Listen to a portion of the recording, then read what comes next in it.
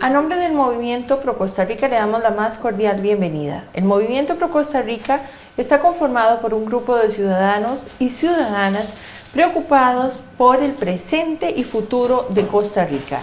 En ese contexto buscan que usted ejerza su derecho al voto, pero a un voto informado.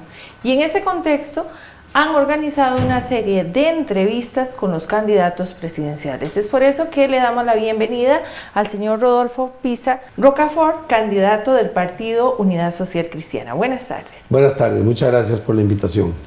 Don Rodolfo, centrémonos en la familia, la base de la sociedad.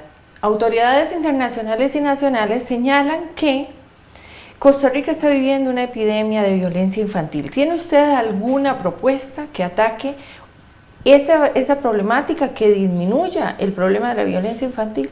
Bueno, la primera etapa es garantizar el papel de la familia, no excluyendo a la familia, porque en los últimos años se ha tratado de resolver el problema infantil al margen de la familia. No, es en el seno de las familias que nosotros podemos garantizar la lucha contra la violencia infantil.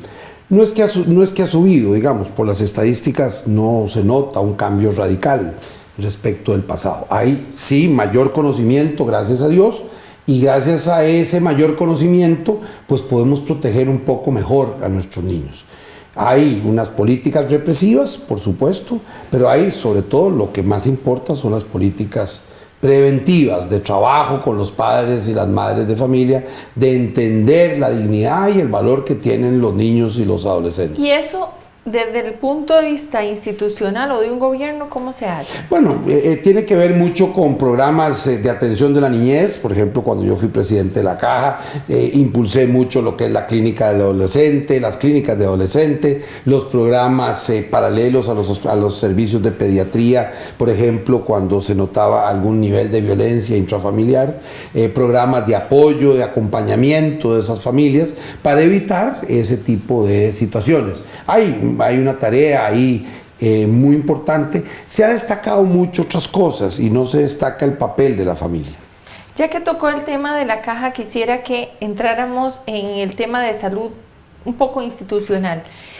¿Cómo podemos hacer para despolitizar los nombramientos de la Junta Directiva? En realidad se despolitizaron casi totalmente. El gobierno solo nombra el presidente ejecutivo y un directivo. De hecho, los otros 7 miembros vienen de la administración anterior, 3 son del sector empresarial y 1 es de los solidaristas, otro es de las cooperativas y otro es de los sindicatos. De manera que, contra lo que se pueda pensar, en realidad hoy el gobierno tiene una minoría. Es muy minoritario en la Junta Directiva de la Caja. Y para garantizar la idoneidad de esos nombramientos, no solo de juntas directivas como la de la Caja, sino de otras instituciones. Bueno, ya eso es otro tema. Ahí la idoneidad es tener unos requisitos y cumplir unos procedimientos antes de proceder al nombramiento.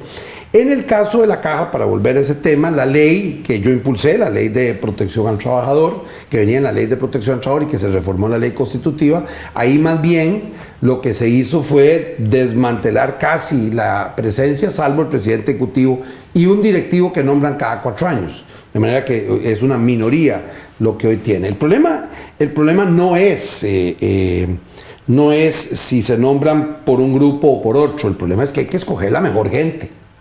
¿Y para garantizar el sistema de pensiones?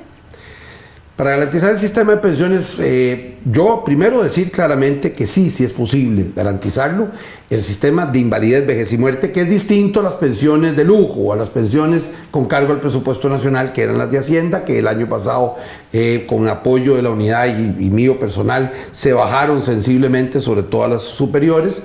Ahora está pendiente final el tema de la reforma de pensiones del régimen del Poder Judicial y deberá discutirse en el futuro cómo se va a plantear el tema del Magisterio Nacional, aunque eso no está en el tapete en este momento. En cuanto a invalidez, vejez y muerte, que es el tema de las pensiones de la Caja, junto con las del régimen no contributivo, ahí lo que se trata es de garantizar la sostenibilidad. Bueno, hay unas propuestas. Yo hace 16 años publiqué un libro blanco sobre reforma de invalidez, vejez y muerte donde planteé esas propuestas. Creo que se debe hacer gradualmente. Necesitamos conseguir más fondos, pero no aumentando las cargas obrero-patronales, sino replanteando la forma en que hoy se pagan esas cargas obrero-patronales, porque si aumentamos las cargas obrero-patronales, lo que aumentaremos es todavía más la informalidad y el desempleo. El otro tema, sí, vamos a tener que discutir y ajustar un poquito la edad, pero no como se ha planteado a veces, que hay que llevarla más de 65 años, no. Sí hay que hacerlo gradualmente, con calma, para garantizar que las personas que hoy tienen 50 años, que hoy tienen 40 años, que hoy tienen 30 años, que hoy tienen 20 años, van a tener una pensión. Hay que tomar en cuenta que con la Ley de Protección al Trabajador se sumó un ingreso que va a ir creciendo poco a poco, de manera que se garantice que por lo menos la pensión cubra el 65% del salario de una persona. En el invalidez, vejez y muerte, la pensión máxima anda alrededor de 1,5 millones de colones. Don Rodolfo, usted que ha tenido experiencia en la caja, ¿cómo se explica que el expediente electrónico no esté en funcionamiento y qué haría usted para ponerlo en marcha en todas las instituciones? Yo creo que no hay una explicación racional para eso, salvo intereses de que no se impulse el expediente, porque los expedientes sirven obviamente para garantizar un mejor servicio, pero también sirven para controlar. No se tiene que ver como amenaza. A mí me tocó hacer el sistema centralizado de recaudación en el año 2001 y tenerlo en 2001 y tenerlo en 9 meses, que es un cambio total de cómo operaba el sistema electrónico para recaudación. Se avanzó en la primera etapa del expediente electrónico. En aquella época era mucho más complejo porque los sistemas de cómputo no eran tan rápidos, no tenían las virtualidades que hoy tienen. Pero no hay ninguna razón para que eso no ocurra, y que no ocurra rápido, porque las condiciones están, el mundo las tiene, ya hay muchos países que tienen esos sistemas, y Costa Rica tiene experimentos en varios hospitales y en varias áreas de salud. Ese no es el tema, sin embargo, central. El tema central son las listas de espera. ¿Por qué? Porque a mí me tocó bajarlas de 150,000 a más de 3 meses a 74,000, cuando yo salí. La última vez que se midieron eran 650,000. ¿Eso qué hay? 50% más de empleados, más profesionales, y sin embargo, las listas de espera estaban en 650,000. Y no necesariamente porque creció la población, no, o las necesidades, sí, crecieron un poquito. Es que realmente en los últimos años los servicios de salud han crecido mucho menos de lo que crece la población con necesidad de esos servicios. Debería ser al revés. En mi época yo tenía una regla de que hay que aumentar las cirugías, el número de cirugías en 4 años 20%. Quiero decirle que en los últimos 15 años no ha aumentado ni 10% el número de cirugías. Pasemos al tema de seguridad. Algunas autoridades de seguridad de Costa Rica justifican el crecimiento de la violencia en el país por la presencia del narcotráfico y crimen organizado. Si nos comparamos con los llamados países del Triángulo Norte de Centroamérica, parece que aunque en las mismas condiciones de esos países, Costa Rica va en retroceso. ¿Qué acciones tomaría usted? Bueno, hay algo que hemos hecho mal en primer lugar, porque el año 2013 hubo 411 asesinatos, este año vamos a andar cerca de 600 asesinatos. Hay algunas cosas que se han hecho muy mal, porque Panamá tenía un nivel de criminalidad mayor que nosotros y hoy lo tiene menor. Y Nicaragua en el norte lo sigue teniendo menor, de manera que no se explica solo por la zona geográfica. Por supuesto que el Triángulo del Norte, El Salvador, Honduras y Guatemala tienen niveles superiores, están entre los niveles. Salvador es considerado el país más violento del mundo. Nos estamos comparando casi con la zona más violenta del mundo. No se trata de eso, algo hemos hecho mal. Bueno, algunas cosas que no se deben hacer y cosas que sí se deben hacer. ¿Como por ejemplo? Por ejemplo, no resolver el hacinamiento carcelario sacando gente de la cárcel. Por ejemplo, no convirtiendo en contravención los delitos cuando el monto es menor a 200,000 colones como se ha propuesto o como se ha seguido en la práctica. Porque entonces eso deja por fuera a la víctima. Una muchacha que sale del cajero automático, una secretaria, viene a sacar sus 150,000 pesos tal vez de la quincena y la asaltan. Para ella eso puede ser más grave que para un millonario le roben 10 millones de colones. Entonces hay que tener mucho cuidado en eso. 2 cosas que no se deben hacer. Cosas que sí se deben hacer. Bueno, más vigilancia, mucho más investigación, más gasto en investigación criminal. Tenemos muchos muchachos y muchachas saliendo de los estudios de criminología y tenemos una gran beta para avanzar en ese tema.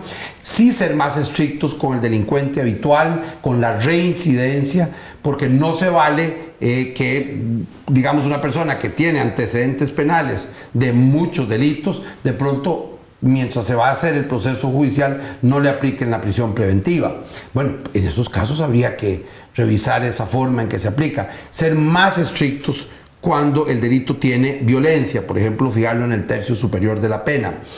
Y en el crimen organizado, que tiene otras características, ahí sí tenemos que tener una mayor integración y coordinación con todas las policías y los centros de investigación criminal del mundo. No lo podemos hacer solos, porque ese crimen organizado de trata de personas, de narcotráfico, de otro tipo de delitos, de sicariato, requieren una atención diferenciada. Y bueno, sí, habrá que tener mayor relación, por ejemplo, con las seguridades privadas. En lugar de pelearse con ellas, trabajar juntos a llegar a acuerdos, trabajar más con los vecinos de cada comunidad y, por supuesto, sí, no bajar el gasto en seguridad como ocurrió en años anteriores, sino más bien seguir aumentando, porque sí, tenemos una situación criminal mucho más grave. Algunos atribuyen esa criminalidad o esa inseguridad ciudadana también a la presencia de extranjeros. ¿Usted tiene alguna regulación o política o medida migratoria? Bueno, yo creo que aquí tenemos que ser claros. A mí me parece que la política de migración no ha sido lo más acertada posible en los últimos años. No estoy hablando de una administración u otra,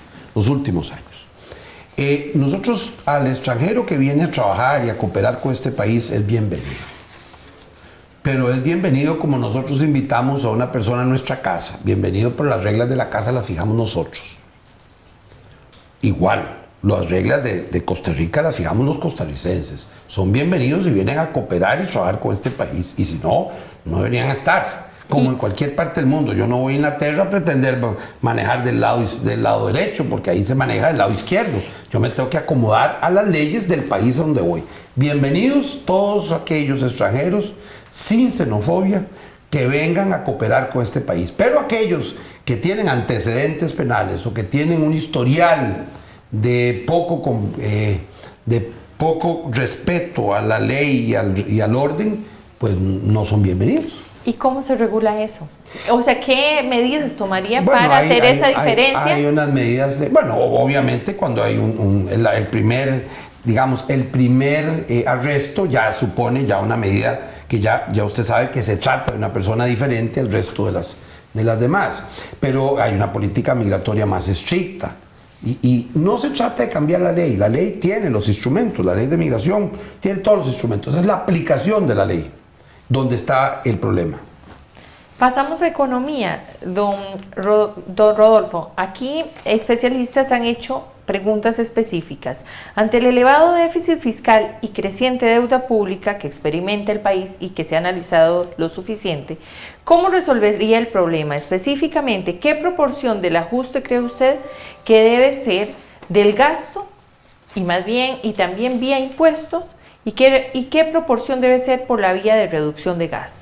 Bueno, no se necesita reducir el gasto, lo que se necesita es que no crezca en la forma desmesurada, desproporcionada e irresponsable en que ha crecido en las últimas administraciones. Yo quiero decirle que hace 12 años, cuando terminó el último gobierno de la unidad en este país, había más igualdad, mucho menos criminalidad, mucho más empleo y, por cierto, había cero déficit fiscal. Y mucho menos, y venía bajando la deuda pública. De manera que ahí ha habido un cambio de políticas de manejo de presupuesto. Se lo voy a poner en un ejemplo. El presupuesto del gobierno central, el gasto total del gobierno central en el 2014 fue de 6.400.000.000.000 de colones. Este año es de 9 billones de colones, 2.600.000.000.000 de colones más. Si lo quieren dólares, son 4.500 millones de dólares más. Si el gasto hubiera crecido, en lugar de 4.500 millones de dólares, 2.800, es decir, en lugar de haber crecido más de 34%, hubiera crecido 16, 18%. En este momento, En este momento el déficit tendría 2% menos. De manera que no se trata de reducir el gasto. En lugar de crecer más del 10% anual, crecer 5% anual, un poquito más que lo que crece la economía. Lo que pasa es que ha crecido mucho más y ahí es donde está el desorden. No se trata entonces de bajar el gasto, se trata de contener el crecimiento del gasto. Por esa vía, aplicado en 4 años, perfectamente se puede bajar medio punto por año, de manera que tendríamos 2% menos de déficit fiscal por esa vía. Ya le dije que por datos de estos anteriores hubiera sido más fácil porque las tasas de interés estaban mucho más bajos y había caído el precio del petróleo. Nosotros no vamos a tener la suerte que tuvo este gobierno, que fue la suerte mayor de los últimos 30 años para el manejo de las finanzas públicas, pero no se usó, no se aprovechó ese contexto. Bueno, a nosotros nos va a tocar un momento más difícil, pero 2% sí se puede, a razón de medio punto por año. Yo no creo en las terapias de shock, no pretendo incluso bajar el gasto, es que no suba en la forma en que ha subido, porque si la recaudación crece 10% anual, y ha crecido 9% anual muchos años, y el gasto creciera 5%, rápidamente llega usted en 3-4 años a bajar menos del 3% del déficit fiscal. Vía recaudación, sí esperamos mejorar 2 puntos, de manera que tengamos 4 puntos menos de déficit fiscal al terminar el gobierno, a razón de un 1% por año, medio vía recaudación y medio vía contención del crecimiento del gasto, que no es rebaja del gasto, que quiero que quede claro. ¿Y cómo hacer realidad esto de la mejora tributaria? Bueno, hay muchos instrumentos, hoy hay mucho más instrumentos que en el pasado, hoy tienen más instrumentos. Yo no tengo ninguna dificultad en pasar del impuesto de ventas al impuesto al valor agregado, ahí tiene un instrumento que podría darle al menos un 1% del PIB, pero sin subir las tarifas. Nosotros nos hemos opuesto a que suba de 13 a 15%, y con esas medidas y una mejora de recaudación que lo permite la ley, sin matar, no se trata de que usted trate de obtener 2 puntos en un año, eso no es viable, pero sí es viable que usted trate de obtener a veces 1 punto si es por vía de reforma legal o medio punto si es por vía de mejora de la recaudación. Debo decirle que hace 10 años la proporción del PIB de recaudación era un 1,5% más que ahora, de manera que no es que no se pueda, se hizo, incluso cuando la legislación tenía menos dientes. Si bien es cierto, vamos a centrarnos ahora en las entidades autónomas. No son reguladas el 100% a la hora de solicitar sus presupuestos. ¿Cómo haría usted para cambiar el déficit del país si la fórmula actual para aprobar el presupuesto se basa, más que todo, dicen los especialistas, en su ejecución y no en eficiencia de gasto? Bueno, en primer lugar no ha habido subejecución, muy poca, porque lo que ha habido es aumento muy excesivo del gasto. Pues yo le estoy sumando gasto contra gasto. Se subió en 4.500 millones de dólares el gasto en 3 años. Ahí no hay un tema de subejecución, ahí hay un exceso de gasto. De manera que no ha habido ese tema, así realmente. O tal vez es que a unos los han subejecutado y a los otros les han soltado la faja. Pero digamos, siempre habrá que ser muy estrictos en el manejo de las finanzas públicas. Nosotros lo hemos sido, históricamente. Y además yo soy estricto, muy estricto en ese tema.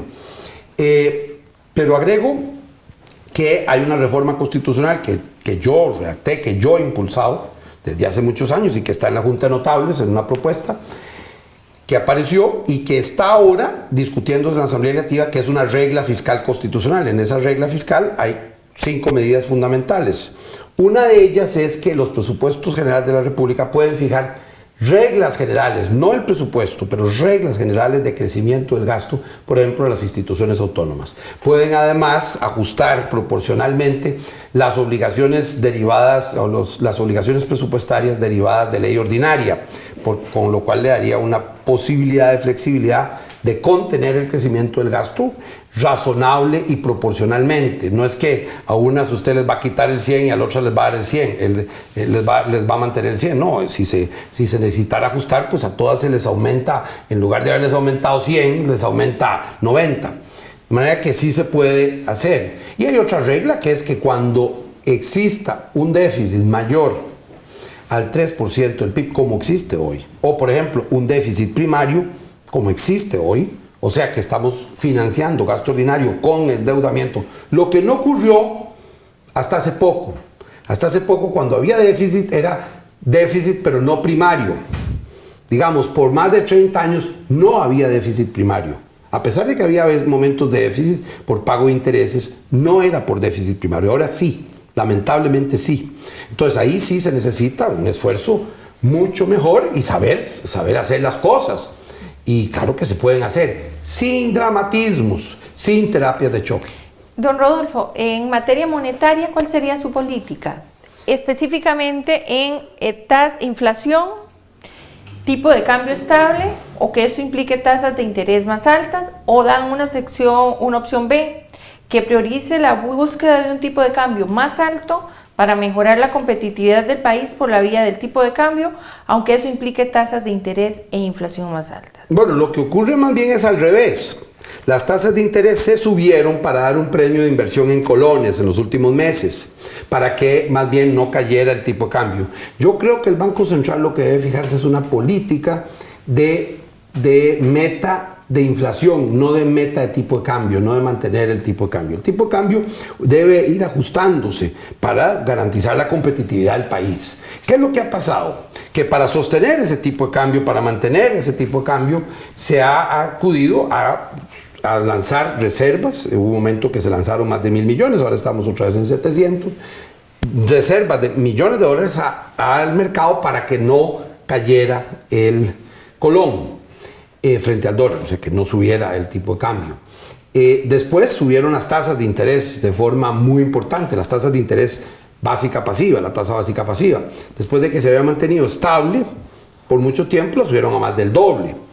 Y eso era con el objetivo de premiar la inversión en colones y para que la gente invirtiera más colones. Eso era el objetivo básicamente de sostener el tipo de cambio. No, yo creo que el tipo de cambio se debe ajustar. Se debe ajustar de acuerdo a las reglas reales, sin mayor distorsión ni mayor intervención del Banco Central, salvo que haya casos de especulación momentánea de una semana, 10 días, un mes, pero que no es lo que ha ocurrido. Pasamos siempre nos quedamos más bien en economía, pero pasamos al tema de empleo. ¿Qué hacer desde su óptica para que no exista este divorcio entre la academia y la empresa? Bueno, el problema en el empleo no es tanto ese divorcio, aunque hay un divorcio. El problema del empleo es que hoy hemos generado poca confianza para los empresarios. Le hemos puesto muchas trabas a los emprendedores, a los pequeños, medianos y grandes. Hay que quitarle todas esas trabas. Algunas son necesarias porque garantizan derechos fundamentales o derecho al ambiente o a la salud pública. Pero cuando no se trata de eso, son trabas innecesarias, imprudentes y absolutamente, incluso ni siquiera con rango de ley, porque muchas de ellas son creadas por decretos o por ocurrencias. Bueno, hay que quitarle palos a la carreta a la empresaria y crear confianza. Por eso es importante que digamos desde el principio estas son las reglas de juego. Yo creo mucho que hay que darle reglas claras a los empresarios, a los trabajadores y a los empleados del sector público. Por eso he dicho, respeto a los derechos adquiridos de todos. Porque si no hay ese respeto, si no hay seguridad jurídica, no hay inversión en el mundo que prospere. Pero hay otras cosas que pueden ayudar muchísimo. Uno, fomentar mayor flexibilidad en el empleo. Los países que se rigidizan la relación laboral normalmente aumentan el desempleo y la informalidad. Los que flexibilizan sin violentar derechos laborales y con garantía de lo que llama la OIT, el trabajo decente, sin violentar eso, garantizan eso. Entonces hay que buscar, repensar cómo lo hacen en Europa con el tema de los horarios para garantizar derechos de los trabajadores, pero al mismo tiempo un poco mayor de flexibilidad. El tema del teletrabajo, por ejemplo, es un tema que debería el tema del contrato de aprendizaje. En Costa Rica no lo tenemos. La educación dual. Bueno, es que la educación dual es otra cosa. Tiene que ver con el contrato de aprendizaje. En el contrato de aprendizaje, la propia empresa es la que se compromete a educar a los muchachos o a las personas para que se adapten a esa empresa y entonces tiene unas etapas y un compromiso como lo tiene Europa. No es que estoy inventando el agua tibia. Eso no existe. El otro tema es la educación dual, que sí es necesaria, que es, digamos, cuando usted une la academia con la empresa o con el lugar de trabajo. Eso también es necesario. Y luego también fomentar la capacitación en aquellas cosas que ponen a la gente a trabajar. Por ejemplo, el conocimiento de un segundo idioma. Este país ha hecho el mayor aumento en la historia de cualquier país del mundo en 10 años de aumento de gasto en educación y no se nota. No se nota ni en la escolaridad, ni se nota en la calidad. Y además se ha hecho un gasto tremendo en capacitación, por ejemplo en inglés, y hemos avanzado muy poco. Yo he propuesto hacer una campaña de alfabetización masiva en inglés para llegar a 300,000 costarricenses más. Creo que eso no lo vamos a hacer solo con la educación formal, tenemos que hacerlo también para los adultos, tenemos que hacerlo en centros privados, en el INA, donde se pueda empujar para que de verdad tengamos una fuerza laboral mejor preparada y más adaptada. El éxito para conseguir trabajo en una sociedad y traer inversión por encima de cualquier cosa es 1, seguridad, 2, confianza, 3, menos trabas y tener un recurso humano mejor preparado. Muy bien, me ha resumido varias de las preguntas que tenía. En relación con la inserción de la mujer en igualdad de condiciones que el hombre a ese mercado laboral que usted también conoce. Debemos ir a buscar las causas que determinan que exista esa discriminación. Tanto en el nivel de empleo, las mujeres tienen más niveles de desempleo que los hombres, como en el acceso de la mujer al mundo del trabajo. Bueno, hay unas dificultades de las madres solas, quien cuida a sus hijos, cuidan a sus madres, cuidan a sus hermanos. Generalmente a la mujer le toca esa carga doble, de la doble jornada que llamamos. Los hombres todavía no hemos aprendido plenamente, no lo digo por mí, pero lo digo en general, no hemos aprendido plenamente a entender que la carga familiar y la carga del trabajo deben ser compartidas. Pero hay otras causas que a veces una legislación que pretende ser protectora termina teniendo por resultado lo contrario. Hay unos estudios que se hicieron en Europa sobre eso, donde más bien las mujeres lucharon contra quitar esas protecciones, porque se habían percatado que esas protecciones más bien lo que llevaban era, lejos de garantizarle el trabajo a las mujeres, dificultarle el acceso al trabajo y el surgimiento dentro del trabajo. También en tener los horarios, el teletrabajo en eso ayuda, porque hay un horario diferenciado. La búsqueda de la igualdad no se alcanza solo por decreto, se alcanza cuando se atacan las causas de esa desigualdad. Yo, por ejemplo, en el tema de la licencia de maternidad, lo digo con toda transparencia, yo dirigí un proyecto de derechos laborales en Centroamérica y República Dominicana y un componente era el de género. Estudiamos en 5 países con mujeres de maquila, trabajadoras, más de 600 mujeres con encuestas y trabajo. Uno de los temas centrales es que las empresas se sienten inhibidas a contratar muchachas en edad fértil porque piensan que les van a pasar una carga muy grande por el tema de la maternidad. Yo creo, como en Europa, y aquí creo que en Costa Rica se puede hacer, yo lo digo como expresidente de la Caja, que la licencia de maternidad le debería pagar 100% la Caja. Porque primero, hoy ya no tenemos tantos nacimientos. Y segundo, porque necesitamos que no haya un desincentivo a las empresas para contratar mujeres, por ejemplo. Pasamos a infraestructura. ¿Cuál es su proyecto para mitigar el embotellamiento en el gran área metropolitana? Bueno, lo que yo he sostenido hace varios años, desde la campaña anterior. Primero, atender 25 cuellos de botella por año, 100 cuellos de botella por año. ¿Por qué? Porque las ciudades, y también fuera de las ciudades, hay un montón de cuellos de botella, algunos sencillos de resolver, otros un poco más complejos, que tienen, digamos, entrabada la ciudad. En inglés eso le llaman topics. Pero esos cuellos de botella es cuando vienen 4 carriles y de pronto hay un puente de 2 carriles. O digamos que es lo que pasa, por ejemplo, entre el aeropuerto y el cruce de Manolos. Ahí hay 3 puentes de 2 carriles cuando vienen 4 carriles. Obviamente iba a haber un embotellamiento. Hay unos más complejos cuando uno pasa frente al aeropuerto o el puente del Virilla por el estadio Saprissa. En segundo lugar, sí apostarle mucho más al transporte urbano. Nosotros estamos por la creación del metro, la primera línea de metro, entre Desamparados, San José y Guadalupe, que mueve más gente que la que se mueve en transporte público entre Alajuela y Cartago, para poner un elemento.